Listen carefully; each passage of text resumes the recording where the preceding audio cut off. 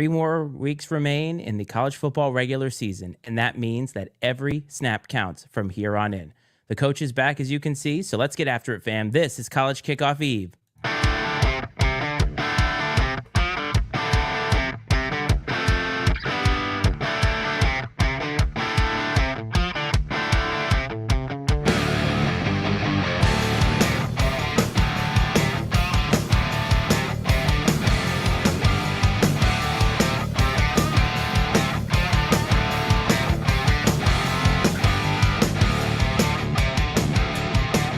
What is up, everyone? Welcome back to College Kickoff Eve. The gang is back. The crew is back as coach is back from his much-needed and much-deserved vacation to the middle of Wisconsin. So welcome, everybody, to the feed. This is Matt Freites, the Iceman, and that guy right there with that smug look on his face is the coach, Brad Powell. What's up, buddy? Iceman, how you doing, man? I said man twice there, back to back. That's all right, though. I love it. It's like, sir, yes, sir. Yes. Sir, yes, sir. That's right. Doing well. Had fun at the water park capital of the world. It was really a good time, honestly. It's like the Midwest's Disneyland almost. I don't know what you'd call it, but it's I think anybody from the Midwest, this area, for probably 4 or 5 states either direction, has been to Wisconsin Dells probably more than once. So it was a good time. Had fun with the family, enjoyed a little relaxation. Took in a little bit of college football on Saturday. My wife was gracious enough to keep the kids busy for a couple hours on Saturday while me and my dad shouted at the TV screen during the Notre Dame game. And you didn't get kicked out of the hotel? No, and it's Excellent funny work. because I had someone ask me if I was watching it in a sports bar or a bar at the hotel, and I'm like, no, absolutely not. Like, for one, I like to watch the game and like pay attention to it. If it's a game that I'm invested in, like on an emotional level, an unhealthy emotional level. And so I don't like the distraction of whatever else is going on. And so I prefer to take it in as directly as possible. She said. And yeah. And then in addition to that, I just just the reaction. I just don't do well. I can't watch. This is going to sound pretentious as hell, but like I cannot watch sports, especially in a group of other sports fans that I'm not like friends with, because I just cannot stand the ignorant stuff that comes out of people's mouths. It drives me crazy. It would just ruin my experience as a fan. And so I typically try to avoid it. We talked about that at the Super Bowl, remember? How we don't like to go to parties where there's not a percentage of people who know football that are there, and it's like we're sportsing. It's like I don't really want to consume the Super Bowl quite that way. No, I don't either. And it's fine. Like, if sports aren't your thing, that's cool. Like, totally fine with that. And I understand that, like, I'm more interested or maybe knowledgeable in some cases about certain sports things than the average person. And so I'm not there to try to talk over people's heads or sound like I know more than you. The truth just is, in a lot of cases, I probably do. And that's okay. But there's plenty of people out there that know way more about sports than I do. And kudos to those people, but I don't want to listen to them either. So I would just prefer to, like I said, sit back and enjoy it. And we're talking about this, like, especially at Super Bowl parties, when you hear people make comments, especially to be stereotypical. Let's say like someone's there with their wife who never watches sports, and then she says something about the game, and typical, like, makes is that did he hit a home run, or something that like doesn't fit football. And my dad and I were watching the Bradley game Monday night. They got a big win on the road at UAB, actually, and the color commentator kept saying anytime there was a 3-ball hit, he threw up the home run there, and I bet he said it like 10 times. And I'm like, what? It's so obnoxious. Like, Maserati Marv. Yeah, it was exactly like that. And it's like, I understand if like there was one like dramatic 3-point shot and you wanted to use that as a reference or something, I don't know, but like he was just running it into the ground, and it was painful. Yeah, that is definitely painful. I can't stand that stuff. But I'm kind of with you. If it's a game that I'm emotionally invested in, which I'll be honest, you have more of those than I do these days. I just don't consume sports quite that way, the way that I used to. But when I did, I definitely needed to be by myself, and not even by myself, but in a more controlled environment. Although when I was in college and we used to watch playoff games at Buffalo Wild Wings, shout out to them if they want to sponsor us, I would love it actually because people would hate on the Patriots. And so that was fun when you're younger and you're totally cool talking trash throughout the entirety of it. But when you're in your 40s, it's nice to be at home and be able to watch it. And when the game inevitably doesn't go your way, to not have to drive home and not have to worry about all that kind of stuff. The best part of the week has arrived, and that means that our recruit has arrived. But I will tell you, my man Jonah, you need to find something else to do throughout the other 6 days of the week if this is the best part of your week, because I guarantee you disagree. You're doing us dirty, man. Like, no, this is You're it's the telling me highlight. you're telling me he can't find a better podcast than this? No, he Okay. cannot. No, he absolutely cannot. This All is right. it, man. This is All right. that's what we do. Okay. All right. I will retract my statement, Jonah. Your week should revolve around this show at all times, even when we're not even when we're not having it. You should be thinking about it in the off season as much as possible. Although I did have a thought that we should continue to do something like this even after college football is over. I was thinking about that today, actually. Just fun to do. We could do the NFL. We could do college basketball. It's just fun. And I'm having a good time doing it, but I want to be real with everybody because Brad comes off vacation. And like I said, I said you deserved it. And I had probably one of the most trying weeks that I've had in a very long time.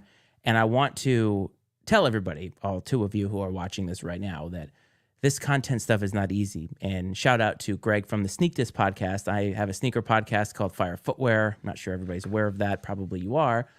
And I'm friends with some other people who are kind of in the space who do content. And I messaged him today because his last episode, he opened talking about how he's tired. They've been doing the podcast for 7 years. They have 4,000 subscribers, 1 million listens, and he's tired. And it's a thankless job because no matter what you do, people are never happy with what you're doing. So I guess I should be thankful that we have people who are endlessly happy with what we're doing and tune in every single week. But it's not easy, and it's been a trying week for me with a lot of different things happening, and I actually needed this tonight. I needed it tonight. And even though our recruit is going to make a pick a little bit later, has been trying me to death, I need him up here to make a pick too. So I need this, and I appreciate you over there, Brad, and everybody who watches. It's just something I need. And I think when you have a hard week, it's like, God, can I really get up and do this? And as soon as the lights are on, we're like, all right, let's go. I don't know if you feel the same way. No, you're right. I do feel the same way. And it is tough, man, because we look forward to Friday. Just in general, I think anybody that works for a living looks forward to Friday if you work a Monday to Friday job. And you get to Friday, the weekend's here. Maybe you're worn out because you've had a difficult week. And sometimes it's tough from our side of things, to speak for both of us, to maybe get yourself in the right headspace to put the time into this. And especially like it might be different if we did this at like 5 p.m. where we were coming right off our workday right into it. But to like kind of settle into the weekend and to the family life and then have to hop in and do this. There's times that, like I said, it seems like a chore. And I mean, that's a little dramatic, but it's not though. It's really not. Like, but it's like it's like I don't realize how much I needed it until we do it. And I'm like, dude, like I needed this. And there's times we've gotten off here at the end and I told you, I'm like, dude, like I was struggling to like get myself up for this. And then it's just like, once we do it, it's awesome. And it's not that we don't enjoy doing it because we do, but and that's one thing I think about a live show. And yeah, we missed like a week or something like that. And you carried the torch last week by yourself. But when you have a live show, it's a little different because like you've set an expectation and you may have people, even if it's just two, who are counting on it to some degree. yes. And so you want to deliver, even if it's just for Jonah and my dad or whoever.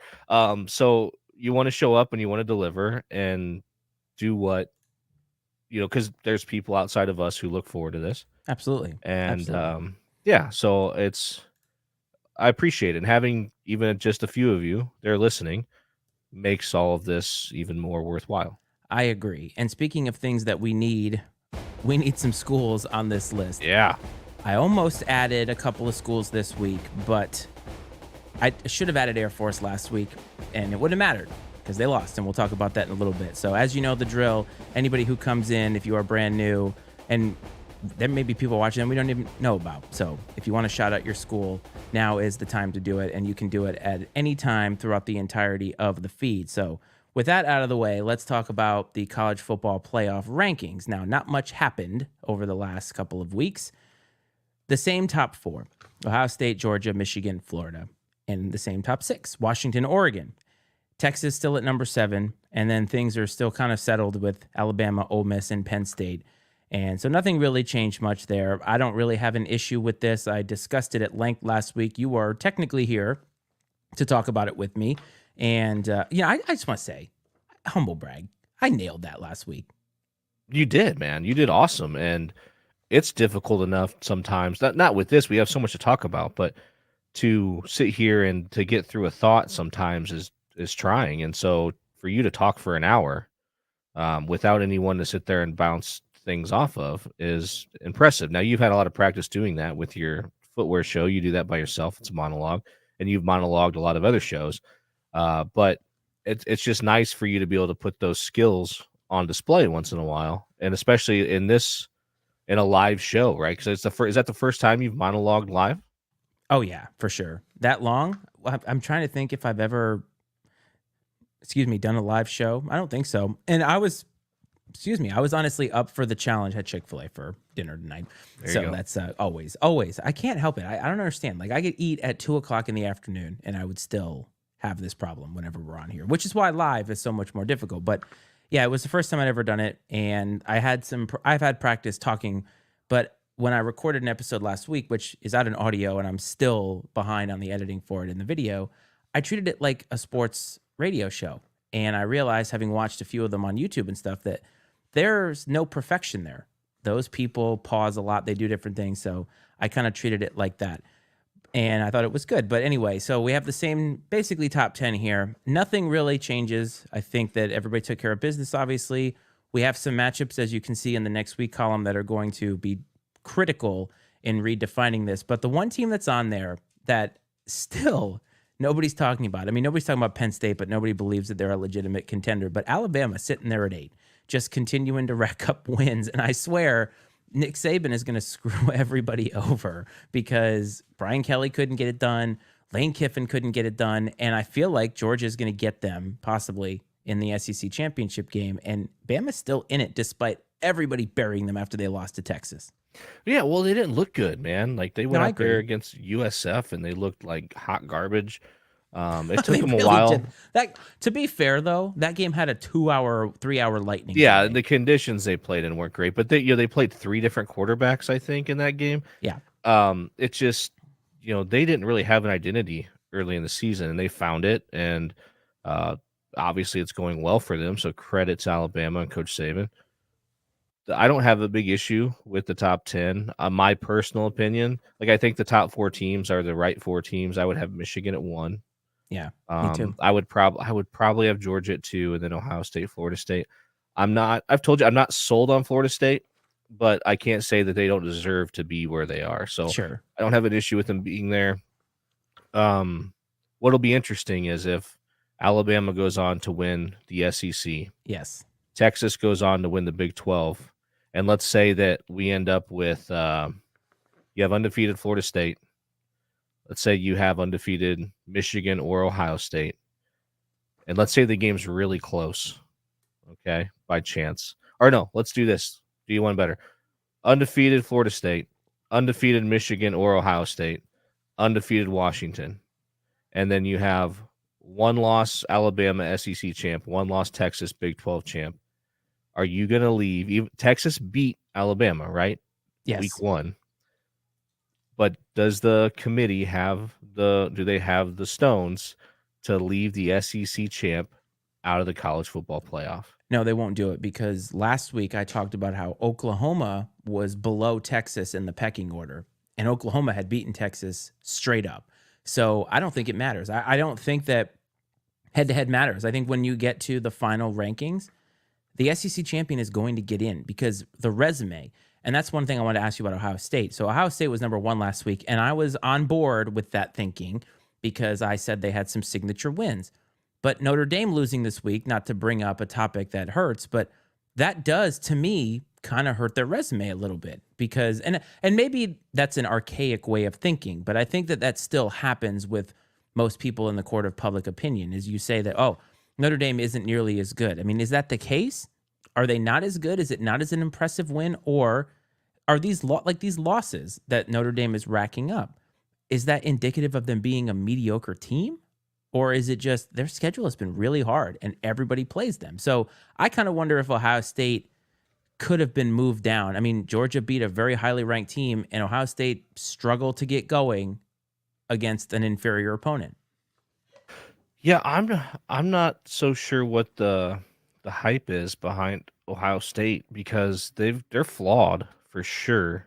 They have an elite defense, as we've mentioned before. Obviously, Marvin Harrison Jr. is one of the best players in all of college football. They have some question marks at the quarterback position, in my opinion, but he's a young guy that hasn't played a lot. So I don't know. It's an interesting thing, but I think it's one of those deals that's going to work itself out. And we have a special guest. Yes, and not only do we have a special guest, but he has his own Mario headphones. So Hi, we are ready James. to go. That NIL money is going toward some great things. Okay, so James, your microphone is actually on this time. Congrats to Daddy for getting that right this time. Okay. So can you say hello to everybody watching?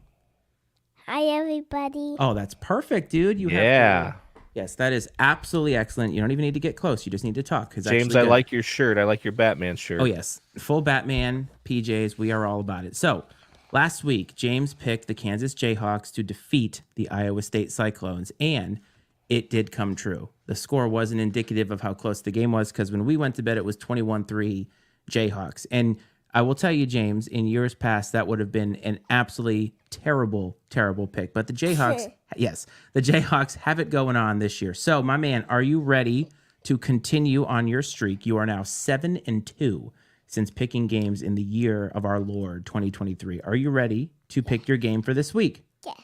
Okay. I want you to say 2 schools for me. Are you ready? Yes. Tennessee. Missouri. And now which one is going to win?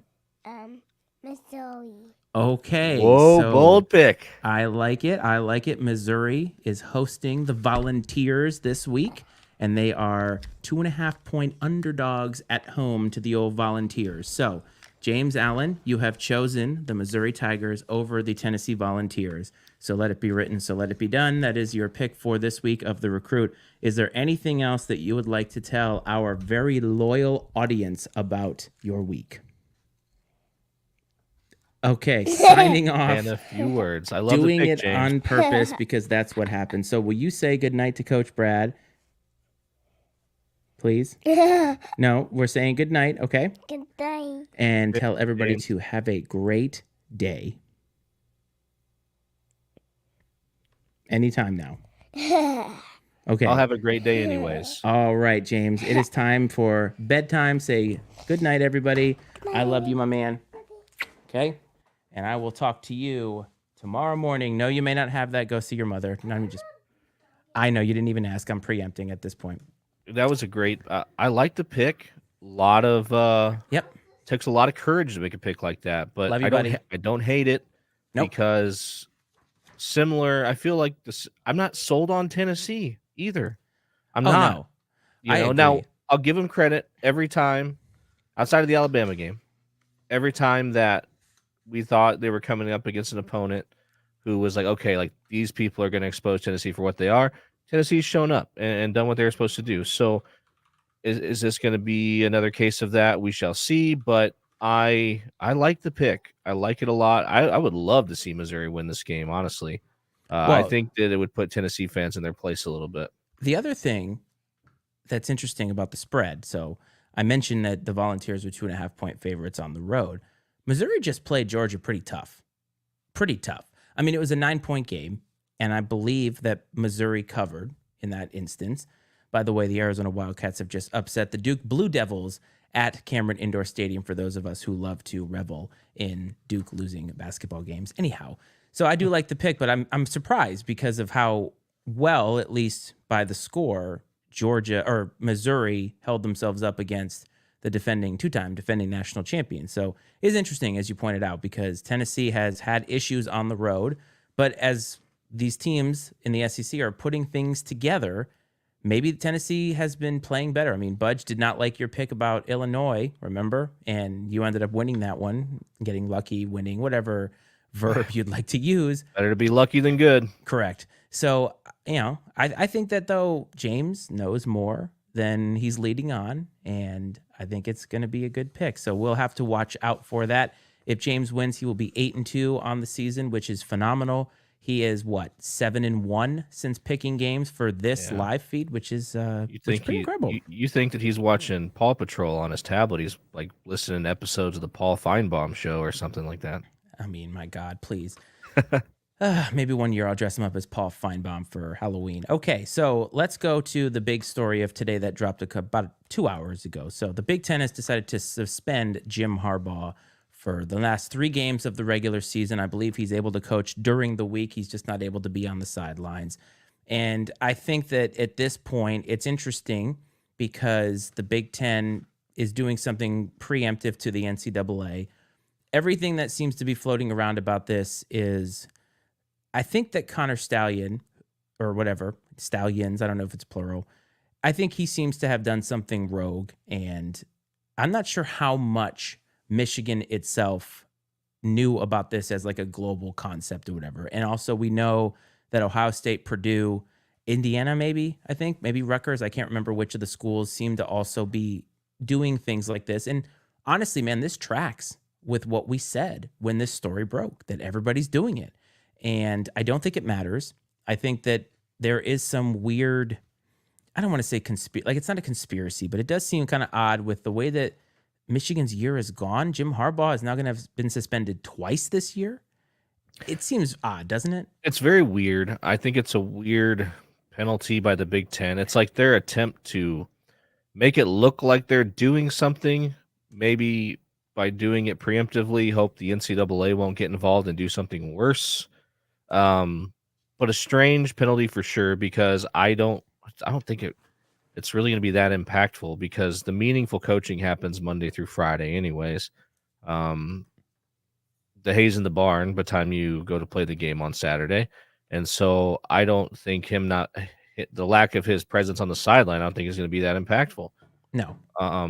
If you trust your staff. Yeah. I mean, now the part I'll say about the whole scandal as a whole that I find the most concerning or egregious, damning, is the instances of allegedly them providing signs of different teams to other schools in an attempt to avoid having to play those schools in the playoff. I think there's allegedly they provided signs to South Carolina, Clemson signs to South Carolina to try to help them out. There was another situation like that.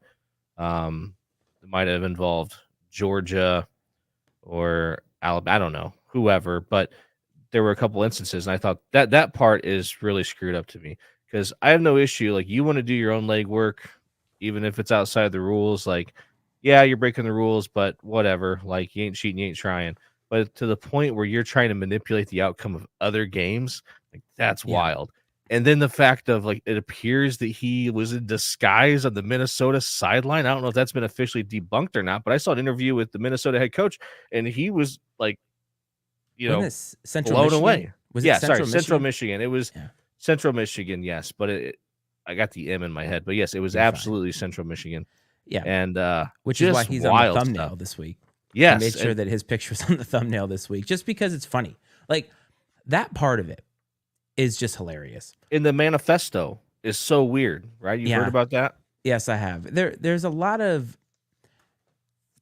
I believe that there is integrity in sports, and it should be kept as often as possible.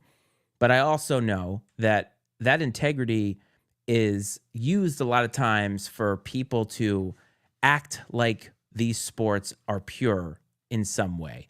And I think when it comes to something like this, I firmly believe, and our boy Budge said it, that if the NCAA investigated every single program in major college football, we all would be surprised. You and I wouldn't be surprised, but I think the vast majority of people would be surprised how often this stuff happens. And what it comes down to is how egregious was it and to what lengths did you go? But advanced scouting, trying to find signals, to me, if you're not doing that, then you're not doing your job. And I think the other part of this that needs to be discussed is the NFL went to full headsets to combat this. Now, I understand that the NFL is a multi-billion-dollar industry, but at this point, if this is such a big deal, why the hell is the NCAA not making sure that schools have the technology so they don't have to have these giant placards and have these signs and things like that? And then maybe all of us can stop seeing the entire offense turn to the sideline to get the audible, and it makes it look more amateur. Do you know what I mean? Like, that's part of it that I'm like, okay, it's time to evolve. It's time to get up to the times and give everybody a damn headset. Correct, because and while you were saying that in my head, I'm like, well, maybe it's just their way of trying to keep it as amateur as possible as they can with everything It else ain't that's amateur happening. anymore, though. That's the problem. Right. Like, you You're and I right. both know that. Sure. But I'm saying maybe they're trying to cling to the last shreds of amateurism in some way, shape, or form. But you're right. The fact of them having signs and having the signal plays in everything else, it doesn't do anything to enhance the game. It's not making the game better that they're doing that. No. It would, if anything, it creates a distraction away from the game to some degree. There's probably fans that pay a lot of money for seats that can't see what the hell's going on at the time because now they've got these big like curtains they're holding up behind the folks who are doing the signaling. I love that that's where you go. You're like, I bought a ticket. I can't see behind these giant placards. It just it doesn't benefit the game in any way, shape, or form. So I don't really see why there would be, having the headset communication would make the game better. It would streamline things. And ultimately, at the end of the day, it would be better for it.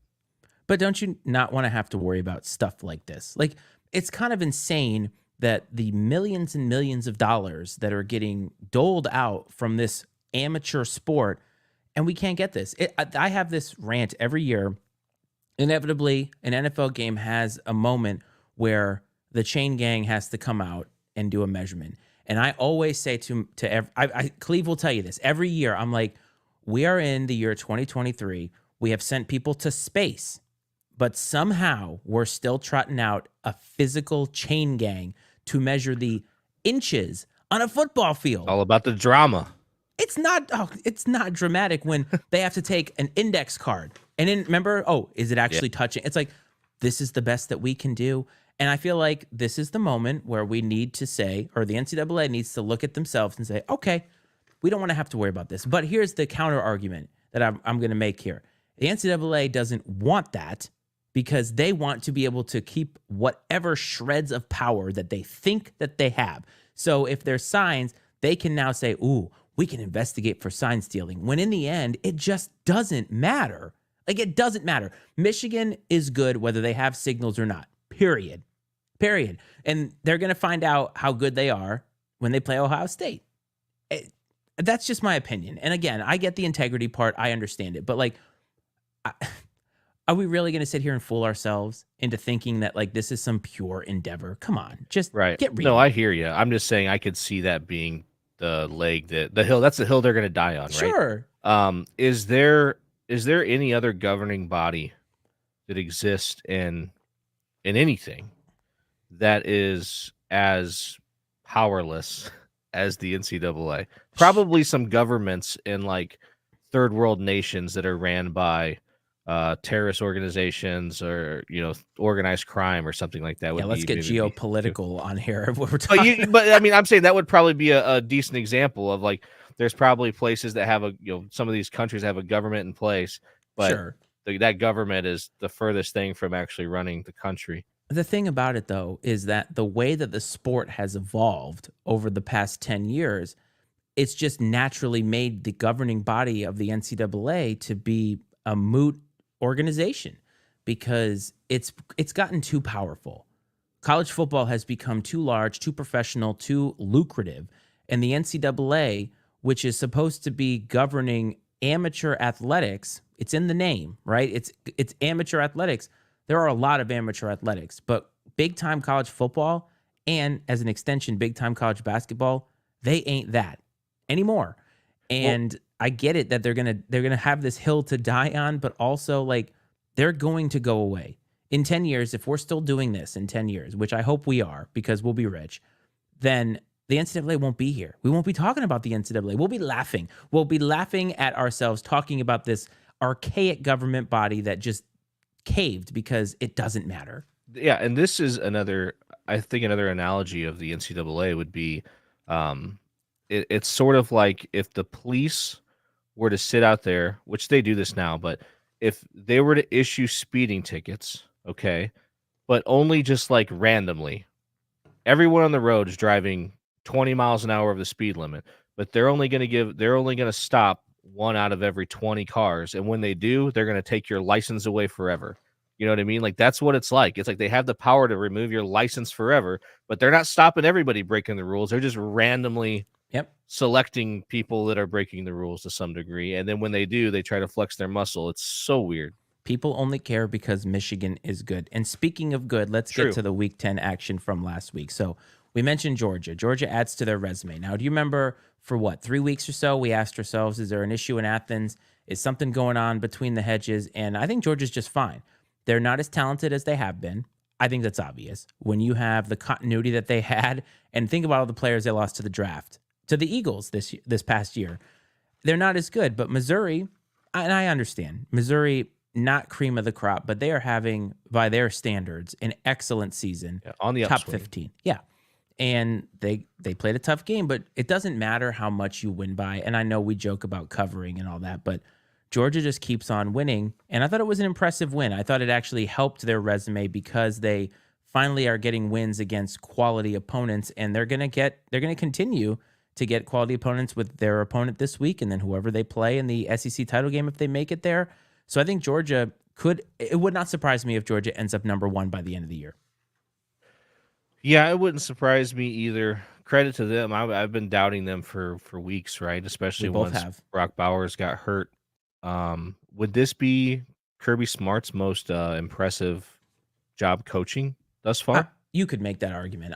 I'm a firm believer. This is a philosophical conversation, and I know that we don't want to get too far off topic, but whenever people say like coach of the year stuff and what is a good coaching job, I feel like the best coaching jobs are when the chips are stacked against you and your team continues to perform, continues to get the job done.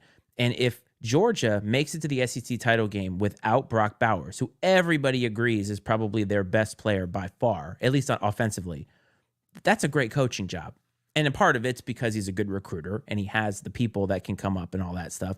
But being able to get your guys to take care of business, we know a lot of coaches. James Franklin, great coach, but he never can get his guys to take care of business in the biggest moments, ever.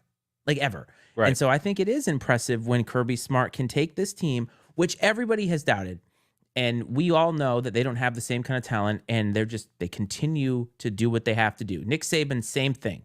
They continue to do what they have to do despite the doubt and despite the idea that they don't have as much talent as they used to. Well, that's what good coaches do.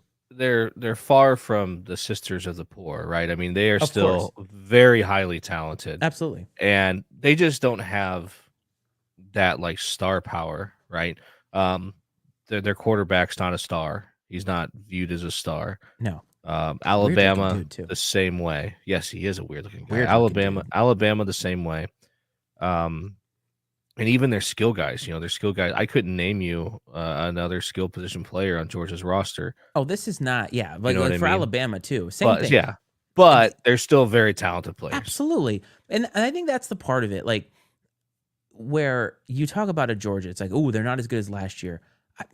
How often does that actually happen? You know what I mean? Like, there's not that many programs where even Alabama, Jonah's favorite, has been winning national championships, but they haven't had all of this continuity where these guys have been there for 4 years. The NFL now is intriguing to these players. They go to Georgia and Alabama because they're thinking it's a link to get to the NFL. So you have a lot more roster turnover which makes recruiting more difficult. But I see Georgia and Alabama in a very similar position here because everybody thought that they didn't have as much talent. And comparative to other championship level teams that they've had, they don't. Nick Saban doesn't have the kind of quarterback lineage that think about the quarterbacks. We talked about that. 4 guys who have either won the Heisman or won a national championship. It's absurd. It's absolutely absurd. Now, is this a kind of an indictment on us as fans or even the sports media that we look at a team stereotypically as less talented just because they don't have a star at the quarterback position? Like, just that alone just dictates the public perception. Like, everybody came in this year really high on North Carolina for one reason: Drake Quarterback. May. Yeah. You know what I mean? Like, with no regard for anybody else on the offense. And the thing is, though, like, and I don't mean to keep cutting you off, but this is a different vibe now, We're right? good. Like, I'm hot now. But, like, the quarterback means something. I understand that. In college, though, I don't feel like it is as important, only because there is a large gap a lot of times between the position, the talent on each individual team. I always say that in the NFL, the difference between the best team in the league and the worst team in the league is not that much, which is why the New York Jets or whoever the worst team is in the league, the Carolina Panthers, could beat any team on any given night because they're all professionals at this point. So I do think that it is important for sure. But I think if you just have the quarterback, then you are missing out on a few things because the good quarterback needs some people to actually throw to. So I think you can't get by with mediocre quarterbacking, but I don't think that in college, for me anyway, it's like if your quarterback is only above average and not elite, that somehow means that you're not going to make it. Or if you're North Carolina or USC, you have a great quarterback and a crappy defense. So Right. Well, and like Dave's saying here, I think that he's talking about Michigan. You know, he's got a good point though, because in this case, 100%. yes, you definitely have more comfort going into this game without your head coach when you have a veteran, experienced quarterback. It would be a much different case if, let's say, for Alabama, for example, if Alabama was going to go play the game Saturday without Nick Saban, you would probably feel a little differently because they're young and inexperienced at the quarterback position. With Tommy Rees is the first-year offensive coordinator at Alabama.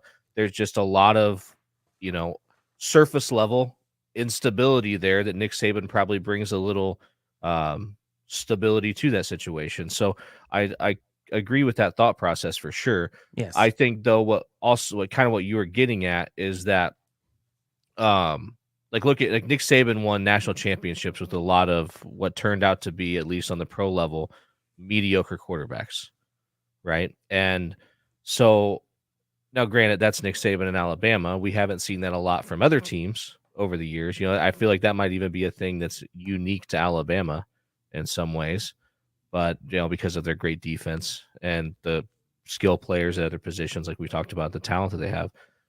But it is funny how, though, just the public perception is if you don't have a quarterback, well, you're less talented than you were when you had that star quarterback that everybody knew his name. Yes. So now I will say this though, I think that what Dave is saying is true. Like for James Franklin specifically, number one, James Franklin doesn't seem to realize that you can throw the ball more than like 7 yards down the field. So at that point, yes. But like their quarterback situation, that quarterback to me is subpar. Because when you watch him play, like I think James Franklin is worried because they don't have a quarterback. They don't have to have Drake May, is what I'm saying. Like if a team doesn't have Drake May, it doesn't necessarily mean that they're going to be bad, right? Nick Saban doesn't have what he's had before. He doesn't have Tua back there, but he's got a lot of talent dispersed. But like James Franklin, if you have a quarterback that you don't even trust to do anything, that's a major problem. Like quarterback does matter in that particular instance. But the teams that hype themselves up, like you said it about North Carolina, and remember, Sam Howell was like that too. Everybody thought Sam Howell was going to win the Heisman, and that UNC team wasn't that great. I think Dave even was pissed off that he was such a high Heisman candidate. I think there was even a text message to me. Dave, confirm that if I remember. But I remember you were not happy that Sam Howell was being talked about as like this major guy. And it's like, I just feel like people get enamored by things, like the shiny things, like, oh, That's you have not this saying that's not saying much, Dave. With some of the quarterbacks that are in the Big Ten, unfortunately. Yeah, but at the same time, though, like, I mean, Michigan is great. They don't have to have they don't have to have Tua to be great, right? Sure. They have talent spread out all over the place, and their quarterback does exactly, well, Dave might disagree, but like for the most part, exactly what they need him to do, right? Like within the system that they are running. So I think it's not like anyway, we've belabored this point, but I agree that Michigan is going to be just fine without Jim Harbaugh. But and yes, to his point that he's just saying here, Agreed. yes, and I said that. We said that last week too, or 2 weeks ago, where it's like we watched Ohio State and Penn State and we're like, man, neither one of these quarterbacks makes me feel like these teams are going to do anything for a playoff team. Like it's not playoff level caliber quarterbacking. And if they have, like I said, Drake May can't save North Carolina, but he could save Ohio State or Penn State. That team would be disgusting. Yeah. I still think James Franklin can't win the big one just yet, so we'll see. Speaking of people who can't win the big one, we talked about USC, Lincoln Riley, and you said, could you repeat it? Because I think you said it in text message about what is happening at USC regarding the defense. You said it was perfect. What's happening at USC? It's coaching malpractice. That's it. Or yes. It's insane to me. Like being a Notre Dame fan, I have no sympathy for USC or Caleb Williams, even, on a surface level. But I genuinely feel kind of bad for Caleb Williams because the dude's going out there scoring 40 and 50 points every single week, and it's not enough to get the job done. And that's not his fault. I mean, outside of the Notre Dame game, he's played great and great. He's done enough for them to win. In every game outside of the Notre Dame game, he's done enough for them to win. And if you look at his stats versus last season, they're pretty on pace with what he did last year when it comes to, the stats that won him the Heisman Trophy. Now, obviously, the turnovers are a bit of an issue, but he had three, I think, maybe 4 in the Notre Dame game. Now, my dad pointed something out to me when we talked about it. The interceptions aren't that there. He doesn't have more interceptions now than last year yet, or at least he didn't the other night when I looked. But the fumbles, he's got a lot of fumbles, and so I didn't see that stat when I was looking. So I didn't see total turnovers, so that would skew it a little bit. But the fact that the dude plays the way he does, like, I don't blame him for, like, he's literally in his mom's arms crying in the stands, and I'm like, I honestly in that moment I felt terrible for him because he's doing enough to win in most of these games, and it's not enough, or it's barely enough, because they just flat out don't play defense. Yes. And at some point in time, I feel like Lincoln Riley needs to answer for this. So, you know what I'm saying? Like, he needs to come out and give some sort of an explanation. Yes, and I put Dave's comment up there for a reason, because I think there is a difference. I think if you go into a room with Coach Prime and you say your defense needs help, he already knows, right? He knows that. I think Deion Sanders knows exactly what he needs, and he has said it publicly. I think I even mentioned it last week. He said it publicly. I think Lincoln Riley doesn't give a shit. I think that's where the problem lies, is I think Lincoln Riley, this is my personal opinion and not the opinion of the Matty-Ice Media Network, right? But I think that Lincoln Riley, to a man, says, I don't need a defense. Yes, he's arrogant, man. He thinks he can do it by himself. It's ridiculous. I agree. And yes, Coach Prime is arrogant to an extent, but not that way, right? Coach Prime is confident. He's swaggy. Lincoln Riley thinks he is the guy that thinks he knows better than everybody in the room. And I just believe that he doesn't think that he needs a defense because he knows better, when it's not the case. Like Deion Sanders, I bet next year that defense should be better. Their offensive line should be better because he knows what he has to go get. He knows how to go get them, and we'll see how it works out. Lincoln Riley, though, and this is my problem with Lincoln Riley, is that Deion Sanders was handed a one-win team. Lincoln Riley was handed USC, right? USC. And it's just, your expectations are so much different. So much different. And I just feel like he is held to a higher standard in some respects, and he's failing. He's failing because he has that team after this week could have 4 losses. Imagine this. Imagine having the Heisman winner from last year and being worse. And to Dave's point, maybe is why. Maybe Lincoln Riley is a bad head coach.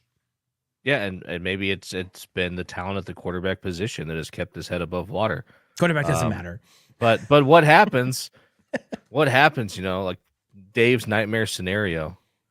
The Bill Belichick retires. The Patriots hire Dan Campbell away from the Lions, No and the way. Lions go It's after not Lincoln gonna Riley. Would Not that gonna be happen. miserable? Why What the a hell? miserable situation. No way. I think that the Patriots, I think Bob Kraft, from what I understand, this is an NFL thing, but I think Bob Kraft is going to fire Bill Belichick if they lose to the Colts in Germany. He will leave Bill Belichick on the tarmac. No way. That's the rumor. I think they want Mike Vrabel because a couple weeks ago they inducted Mike Vrabel into the Patriot Hall of Fame. It was very nice, right? They're saying all the right things. I'm like, I see what they're doing here. But Lincoln Riley, though, if that leash is really short. Like, I believe if they have another disappointing season next year, I'm sorry, that is not why they hired Lincoln Riley. That's not why they hired him. Do you think there's any chance it doesn't make it that far? I don't know. I don't If think they lose so. out.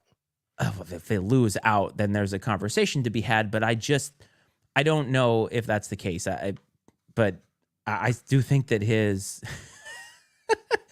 Dave is on point tonight. We both tried to add the comment at the same time, right? This is PJ Fleck. No. Neither of them is going to wear a sweater vest, are they? I don't see that. But anyway, Lincoln Riley, it would not surprise me if at this time next year he is not the head coach at USC, because I just believe that he's not doing what he needs to do.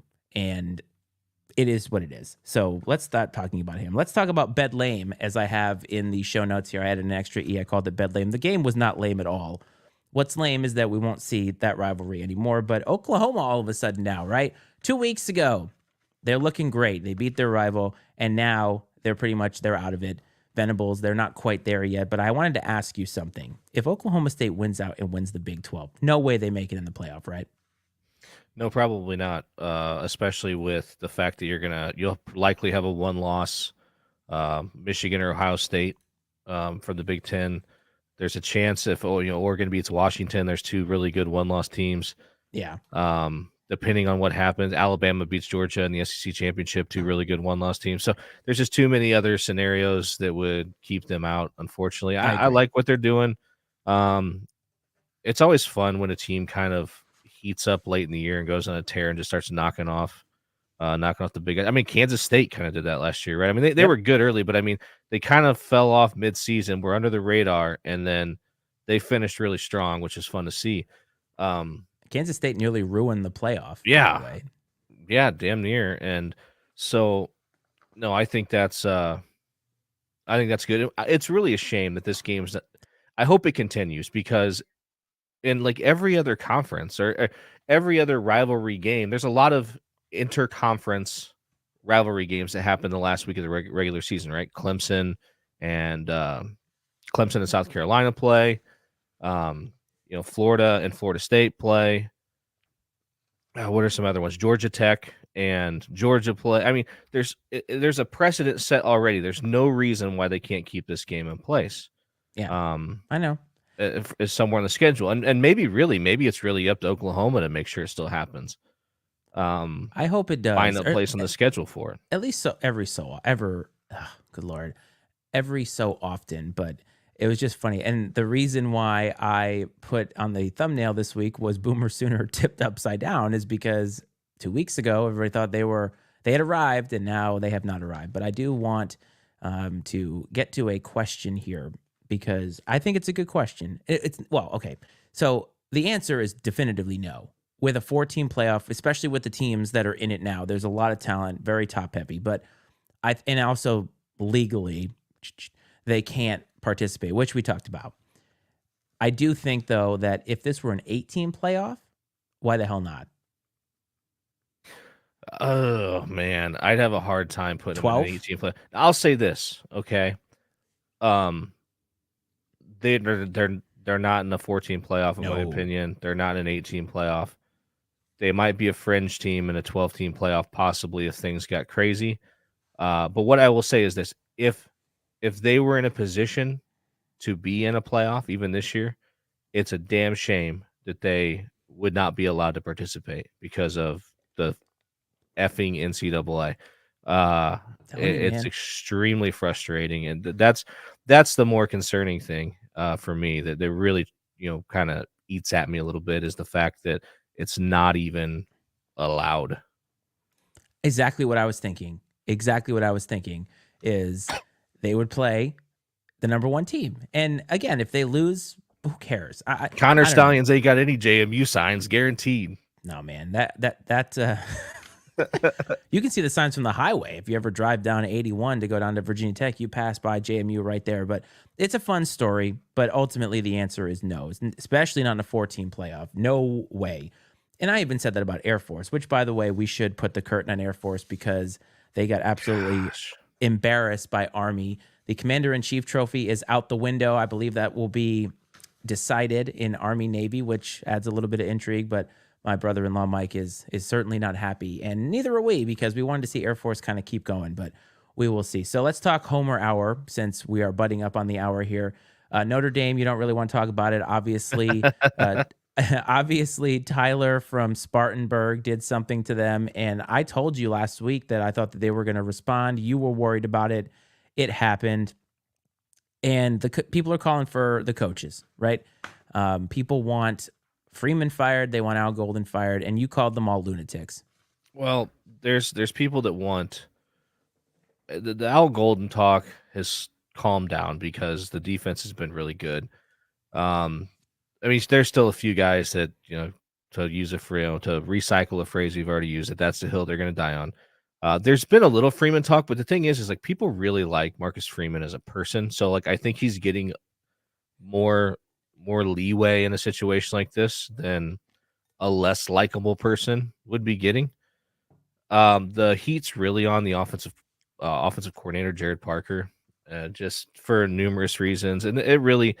I hate to criticize coaches from afar, typically, especially when it comes to scheme, because there very well may be circumstances that like we just flat out aren't aware of that are dictating why they're doing things the way they're doing. But the offense is extremely predictable, and yes, we talked about it before. Every offense, if you've done your homework and you've studied film and everything the way you're supposed to at that level, every offense is somewhat predictable based off the knowledge that you have, and you still have to stop it. But like literally, like for the last couple weeks, like they're lining up and like every first down, I'm like, it's gonna be a handoff to Audric Estime up the middle, man. Like I mean, just like nonstop. I mean, it's like I can just call it out. And it's not because I'm some football genius. It's just I've seen it so many times. It's so damn predictable. And then they put themselves in these automatic passing downs, and then people are just teeing off on Sam Hartman. And so now he didn't play well at all. And credit to him, I don't think it was his burden to bear, but like he totally shouldered all the blame for the loss in the post-game press conference. The guy, it's too bad he's not talented enough to really be a success at the next level, because the guy carries himself like a pro. He might find himself on a roster as like a career backup or something, but it was frustrating, and it does seem that there seems to be a little bit of a theme, especially this season, with the team not getting themselves up to play on the road. They barely got out of Duke with the win. They got throttled at Louisville. Obviously, this game at Clemson didn't go well. And NC State didn't get off to a great start. That game, they probably were helped out there by a weather delay to kind of refocus. So I don't know. It's very frustrating because the season has definitely failed to meet expectations, but I'm at the point now where I'm like, all right, let's get through the next couple of weeks. Maybe they'll get a decent matchup in a bowl game. But now, if it's a meaningless bowl game, Hartman might not play, Estime might not play, whatever. I But hear you. anyways, yeah, I'm more so looking forward to next year. But I think what you might get to here in a second is maybe they need Tyler from Spartanburg, whatever, to call every week. Maybe they do. We did break down that call last week, and it tickles me. But the way you described the offensive coordinator, what I feel like is going to happen at the end of the season is they were going to peel off that Scooby-Doo mask, and it's going to be Arthur Smith, except for the fact that Arthur Smith would never hand the football off to his best player, especially not his best running back. So I don't think that that's Arthur Smith there on the Notre Dame sidelines. Not much to say about Virginia Tech. I said that I hope that they played well. They did not. They got absolutely crushed. Louisville is very talented. That's kind of what I thought was going to happen. But an interesting matchup this week is they travel to Alumni Stadium against Boston College, who, by the way, Budge has been kind of taking some heat because he said that BC was going to suck this year, and they're 6-3. That happened completely under the radar, but Virginia Tech doesn't have a path to the ACC title game anymore. I think Louisville's got that pretty much locked up looking at their last 2 games of the season. I mean, they obviously are playing Kentucky, but I think that Louisville has the inside track if they win out. But I just wished Virginia Tech looked better. They looked awful, like absolutely awful. And it's not what you want to see. I'm worried about this game. They traditionally don't play well against Boston College, especially on the road. But if they can bounce back, they'd be 5-5 and have an outside chance at a bowl game. If they lose this, it sucks because they got UVA, who played Louisville real tough the other day. Like, UVA is actually playing really well. So these teams that Budge said was going to suck, UVA record-wise sucks, and BC, they're both playing well. So we're hitting them at the absolute wrong time. Did UVA beat Louisville last Almost. night? No, they almost did. Almost. Very close. It's the part that bums me out the most about it is I feel like I was looking forward to the excitement of Virginia Tech making things interesting in the ACC. I know. Down the stretch. And so it bums me out a little bit. And the fact that they weren't even like really competitive at all. Is disappointing. But It's you know what? happen. They're still I think we can agree that they're on an upward trajectory, and you just hope that next season they take that next step.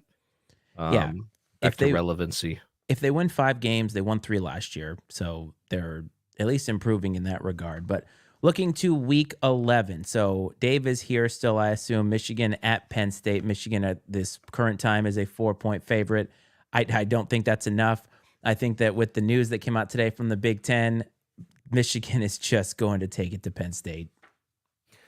Yeah, I think I see a lot of people picking Penn State in this game. I think it's like the cute pick. I think people are overthinking it. That's all it is. But the way I see it is very simple. I think that Michigan is the best team in the country, and if I believe that, then I picked them to win this game. And I think they're going to pick. I think they're not only going to win, but I think they're going to cover. Yes, and it'll just be, all of this stuff, as you mentioned, has got to just be bulletin board material between the sign stealing bullshit and the weird Harbaugh suspension. No, I think the Michigan's going to take care of biz, man. I definitely do too. And Dave will be doing as many victory laps as possible because James Franklin will be dead, according to him. So this should be an interesting game, but I think the Michigan is going to crush him. So Arizona traveling to Folsom Field to take on Coach Prime. They're a 10-point favorite on the road. Colorado desperately needs a win. They desperately need to right the ship a little bit and have something good to feel about. But Arizona is a great story. They're playing well right now. But this is where you want to see, because I've been seeing reports that some of the players have kind of given up on the season in Colorado. I don't know if that's true or not, allegedly. So that's what I want to see out of this game for Colorado. A little bit of good feeling. And even if they lose, they don't look bad. But Shedeur Sanders has been under duress. And he only has 3 interceptions. And I'm like, it's because he's getting sacked all the time. What's kind of interesting is what's happened to Colorado over the course of the season is what I thought was going to happen to them throughout the duration of the TCU game. Yeah, which we both did. That they were going to come out guns a-blazing, but the moment they started getting punched in the mouth, they were essentially going to deteriorate in the face of adversity. And that didn't happen, but I think on a grander scale, that's what's happening. And do I think? I don't know. It's the answer is probably somewhere in between, right? It's like what are they really? Are they that team we saw the first few weeks of the season? Or are they this team we see now? What's the future look like there? I think that Coach Prime has proven that he can get the players ready to play, the right players motivated to play at a high level. Yes. I think he just needs more players, which he said. He knows. Exactly. Yeah, and it's but it is kind of discouraging to see, and again, hear rumors, I guess, of some of the guys just kind of packing it in. And you'd like to, I just wonder how he's going to handle that in these situations. You know what I mean? Because that, like you said earlier, man, who is, the kind of the way you can really tell the kind of person someone is what are they doing? Their backs against the wall. Like you were talking coach of the year. You want to see someone who had the chips stacked against them. The chicks, the Chicks chips, down. whatever. Maybe the chicks stacked Rick against them. Pitino. Who's had the chips stacked against them? How do you handle yourself, when your back's against the wall, and you have the ability to make every excuse in the world? Do you do that, or do you find a way to persevere? And so it'll be interesting to see how Colorado closes out the season. I think Yes. that'll tell us a lot about the direction that they're headed. I definitely agree with you. So Miami traveling to Florida State. This is an in-state rivalry game. FSU is a 14-point favorite, but Miami just has fallen apart ever since the kneeling fiasco. This is a game that has a lot of history. I think they call it wide right. I think a couple of the games have ended with kicks that have gone wide right. It's either one, wide right, wide left. Either way, I've got the idea down. And I think that Florida State is probably going to take care of business here because Miami's kind of in that weird place, like where had some hype early on and then one thing and your season tumbles down. And oh my goodness, yes. Dave suggesting that Florida State should take a knee on the first play of the game, which really high-level trolling. I'm kind of here for it, and they deserve it. I think Florida State's going to take care of business, though, because even though Miami should be up for the game, I think Miami's season, I don't know where they're at, and I think it'll be similar to Coach Prime. Like, how does Mario Cristobal get these guys to respond? That's what you kind of want to see at the end of the season now with some of these programs, because Cristobal, yeah, they thought he was going to bring it back, right? So similar to Lincoln Riley, like, does he have a long leash? Who wants this season to be over more? Mario Cristobal, Deion Sanders, or Lincoln Riley? Like, out of those three coaches, who is more desperate to just turn the page to next season and put this one behind them? Oh, I think Lincoln Riley still thinks that they have an outside shot at the playoff. I'm not kidding. If there's any truth to that, that is the most ridiculous thing ever. I mean, would it surprise you? I mean, it would not surprise me at all. But I think I agree with Dave here. Yeah, Florida State. Yeah, I think because I'm not a believer. I agree. I think that they definitely need to come out and put on a good showing and just bury Miami to shut a few people like me up. Yes. So the only reason I have this game on here is not to talk about it at length, but it's to say one thing. So I have Rutgers at Iowa. It's going to be awful. But I want to say this. Bowl eligible Rutgers. That's all I want to say. So the total on this game could be 17, and I would take the under with confidence.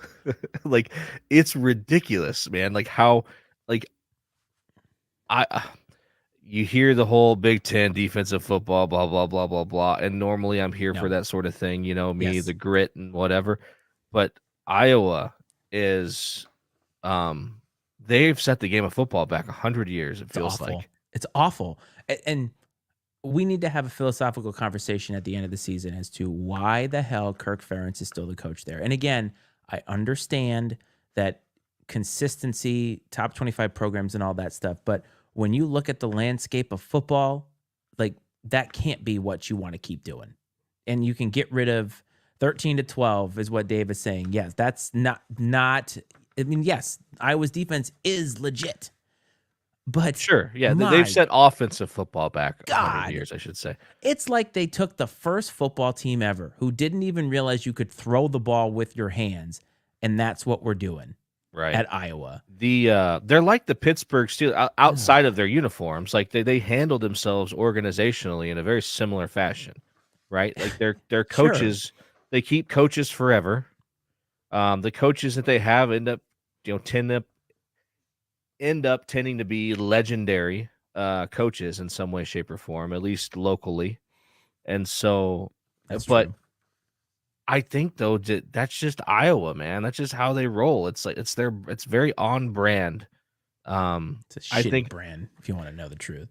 I mean, I think it would be it'd be great, but it would be one of the biggest oxymorons ever if you had like a Lincoln Riley caliber offense at Iowa. It would just be strange to see. Yeah, they'd be winning games. The lights that make up the 4 on the left side of the home score probably don't even work at Kinnick Stadium. God, I would imagine. I know, just awful. Switching to the Pac-12, Utah, the Utes, who are out of it now in terms of the national spotlight, traveling to Washington. So Washington needs to keep winning, and Utah looked awful against Oregon.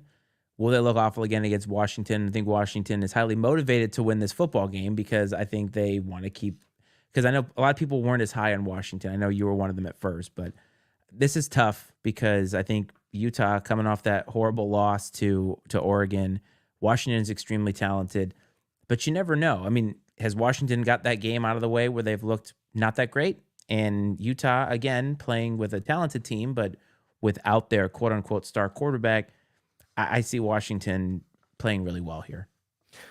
Yeah, man, I still tend to think that Oregon's the best team in the Pac-12, despite the result a few weeks ago. Mm-hmm. I mean, close loss on the road in a tough Oh, yeah. environment against a good team. No indictment there, outside of one play Right. call, maybe. Right. Yeah, Dave's with me. Yeah, Oregon's better than Washington. I agree. Now, but you cannot understate the power of the big Phoenix energy. I'm going to say it every show, the rest of the season. Whenever we get a chance, big Phoenix energy. You need to make a graphic.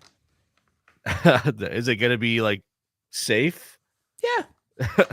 Eggplants are purple, so is the Washington uniform. We're good. That's a good point. It's a good point. Yeah, it's like I want to pick Utah, but they haven't really done much the last couple of weeks to give me any confidence. You picked them last week against Oregon. I know, right? And I got crushed. Buried. Yeah. Have I learned my lesson? No. I think so. I think I have. Have you? Okay. Yeah, which means like I'm gonna pick Washington right now. And so 8.5 though. You know what? Big Phoenix energy. 8.5. Washington cover the 8.5, which means that Utah is gonna go in there and destroy them. Speaking of big Phoenix energy, anyway, so Michael Penix, yeah, I remember actually when Michael Penix actually was at Indiana, and it was like Indiana mattered for that 5 seconds, and now they don't matter anymore. Tennessee at Missouri. James picked that a little bit earlier. He picked Missouri to win. Tennessee is a 2.5-point favorite on the road here. You and I are slightly confused at that, but at the same time, these are probably two fairly evenly matched teams. They're evenly matched in the rankings, but I like where James is headed on this one. Coming off a loss to a really good team, you need to prove yourself, and so let's see what happens. Yeah, I'm not surprised that Tennessee's the favorite, but I really like Missouri. I like Missouri in this game, in this spot. I want to see the establishment of the SEC get turned on its head a little bit, and I feel like Missouri beating Tennessee would be a step towards that. Sure. Excuse me. So, staying in the SEC, this is easily the game of the week in terms of national spotlight. Ole Miss traveling to Georgia. Georgia 10.5? 10.5, yep. My goodness. So, you could make the argument. Lane Kiffin really hasn't won this game in the SEC, right? Lost to Saban already. I understand that he beat Brian Kelly, but that's a 3-loss LSU team now. This is not LSU. This is Georgia. It's a completely different thing. And Lane Kiffin's teams traditionally have been similar-ish to Lincoln Riley, high-octane offense, not as much on the defensive front. And I'm with Dave on this, that I feel like Lane Kiffin's teams, even this team, which is a good team, it's a great team, I'm not sure that they are built to last in what we consider like a traditional SEC game. And Kirby Smart's team is, whether we think that they're as talented or not. You know, I had somebody tell me once upon a time, I heard this somewhere, can't remember where, but they said that if you ever see a line in a game and you're like, this seems ridiculous, that you need to take it. Like, so like my reaction to 10.5 initially is like, that seems crazy. It seems to me like the obvious play would be to take Ole Miss plus 10.5. But the logic that was given to me once upon a time, when you're in this situation and something seems so egregious, it's probably right, and to roll with it. But that being said, Rebels plus 10.5. Yeah, Vegas knows, man. They just do. And plus, we have a semi-professional gambler here in the feed tonight. This game doesn't matter nationally, but it's interesting because West Virginia traveling to Oklahoma. Oklahoma needs to right the ship a little bit, and the Mountaineers are not really that kind of a team to do that with. But I think that, again, 11.5-point favorites are Oklahoma. They need this win. Venables, can he get the troops back, right? Can he bring them back from how they've been playing? And that's what I'm looking for in this game. But I think West Virginia is going to be there. And as much as I hate West Virginia, you never know with the Mountaineers, man. Never know. Yeah, they've played pretty well this year for the most part. This is definitely a bounce back game, a get right game for Oklahoma, and I think that if they were to lose this game, that would be very bad for Brent Venables in the future. Um, man, if the wheels fall off for Oklahoma, it'll be really interesting to see like how that impacts going into next season for not that his job's in jeopardy, but what does it do to the momentum that they had built up throughout the year? But I feel, gosh, I don't know. I got a little soft spot for the Mountaineers, honestly. I know you do. So in that case, let's go Mountaineers plus 11.5. Yes, I think that Dave is correct in that it could be a high offensive game, but I think West Virginia has a chance. And as you pointed out, I think this is more indicative of Venables as a head coach in this moment because last year did not go well. This year they get the big win against their rival, but things have fallen off since then. And the last game, Lincoln Riley going into Eugene, Oregon. Oregon is a 16-point favorite at home. Their jerseys, I'm not a huge fan of. I really wish they'd go to the old school ones all the time. But Lincoln Riley is probably going to be a 4-game loser at this point with Caleb Williams. I think Bo Nix has, I believe that Bo Nix has something to prove here in the sense that like Caleb Williams was talked about so highly coming into the season. And I think at one point on this show, you said that you didn't think Bo Nix was a better quarterback than Shedeur Sanders. And I disagreed with you. So I disagree with me. I know you do now, but this will make the montage at the Super Bowl. So I think Oregon is going to win here, personally. So and like Dave said, I'm sitting here thinking to myself, I'm like, you know what? It's the most freaking Lincoln Riley USC thing ever would be for them to go in here and win this game, especially after we're talking about Oregon being better than Washington. All that stuff. That's exactly what would happen. But I think it's going to be one of two things. I think USC is either going to find a way to win this game, or it's going to be the other extreme where Oregon just destroys them. I don't feel like it's going to fall anywhere in between those two outcomes. What do you think it takes for Caleb Williams to just walk off the field? If they score 50 points and lose again, you think so? That might do the trick. Because Dave advocates all the time for these things to happen. They should just do it. I think he said they should fire the entire Panthers coaching staff after last night. I'm here for them to fire the entire Bears. You know what? Coaching staff I tell you, sports would be much more entertaining if they did stuff like that.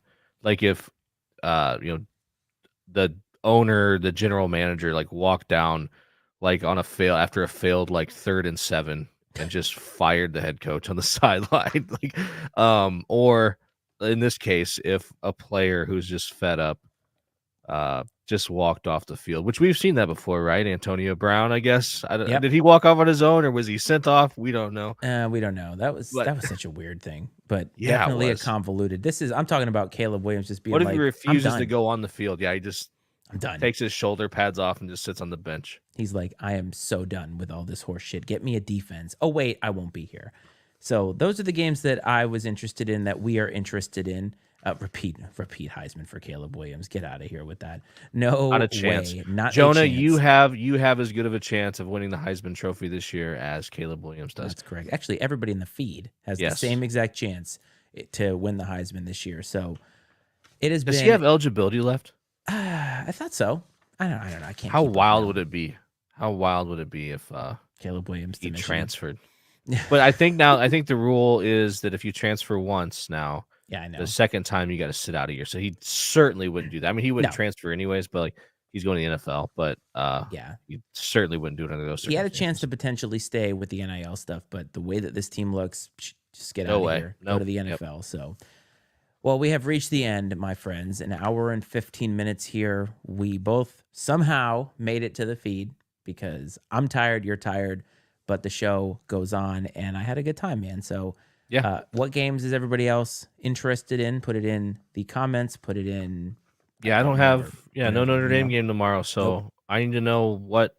Obviously Penn State, Michigan. But what other good matchups do you guys like tomorrow that you're going to make sure you pay attention to? Penn State, Michigan until halftime. Probably more likely how it goes, and then we'll switch to some action or something like that. Something that has a little bit more intrigue. So next week is Thanksgiving, and I will be away. But as always, the equipment comes with me. Friday night, we will be here. We will be doing our thing, and you will not miss it. We will not skip a beat. Next week, we will be back, of course, I believe Friday night, because I don't see a reason why not. So we will have shows for the next couple of weeks. The plan right now is to do some type of a live show on Thanksgiving night. I'm not sure if Coach will be in for that or not, but it will still be fun to Should be. put on the game. My brother-in-law will be there and just kind of chat it up, much less produced than all this stuff. It's just kind of a let's react and talk about how our days were on Thanksgiving night, because we'll all be fat, dumb, and happy watching some football, having a good time. For everybody who's watching, if you want to get in touch with us any way other than YouTube, TikTok at INC Sports, Twitter, X at Iceman and Coach, Facebook, INC Sports, Twitch, INC Sports. We want to thank all of our Twitch followers that we have. If you want to listen to us, Apple and Spotify, whatever podcast app that you listen to, just hit the old follow button. Make sure that make sure that you're not missing an episode. And of course, as the flag says, Matty Ice Media, MattyIceMedia.com for the other shows, including Political Football every single week with Dave, our resident guru in the chat. So, my man, it has been fun. For everybody out there, we thank you for coming here. We thank you for spending a little bit of time with us. We hope that this finds you well, safe, all that good stuff. And we will talk to you next week. Brad, good to see you again. This is College Kickoff Eve.